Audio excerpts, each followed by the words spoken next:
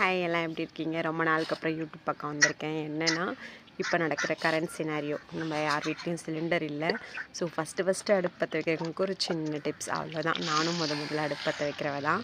சரி, இருந்தாலும் எனக்கு கொஞ்சம் வசதி இருக்குது, அடுப்பு வைக்கலாம். நம்ம அந்த சைடில் கொஞ்சம் சிட்டி சைட்லலாம் கஷ்டம், வைக்க முடியாது. ஸோ எனக்கு ஈஸியாக இருக்கிறதால ஏதோ நான் வச்சுட்டேன். இது ஒன்றும் பிரச்சனை இல்லை, கேஸை விட ரொம்ப ஃபாஸ்ட்டாக சமைக்குது. பட் வந்து நம்மளுக்கு எல்லாமே பக்கத்தில் இருக்கணும். அப்பப்போ உடனே தீஞ்சிரும், நம்ம சிம் பண்ண முடியாது. ஸோ இது மண்ணெண்ணெய் போட்டு கட்டை பற்ற வைக்கணும்னு சொல்லுவாங்க. மண்ணெண்ணெய்லாம் வீட்டில் இல்லை. பேப்பர்லேயே பழைய பேப்பர் வச்சு தான் அடுப்பு விறக பற்ற வச்சேன். பரவாயில்ல, ஃபாஸ்ட்டாக எரியுது, ஃபாஸ்ட்டாக சமைச்சிருது. பட் புகை ஸ்மெல்லாம் வரும்னு சொல்கிறாங்க. அந்த ஸ்மெல்லாம் வராத அளவுக்கு நம்ம எரிஞ்சிட்டே இருந்தோம்னா பண்ணிடலான்னு சொல்கிறாங்க. ஃபஸ்ட் டைம் ட்ரையல் பண்ணியிருக்கேன், நல்லா தான் இருக்குதுன்னு சொல்கிறாங்க.